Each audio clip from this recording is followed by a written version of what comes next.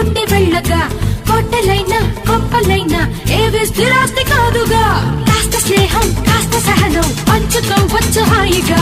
అంతకన్నా సొంతమంటూ ప్రపంచ పటంలో లేదుగా నిన్నలేమైనా గుర్తుకొస్తే తీపి అనిపించని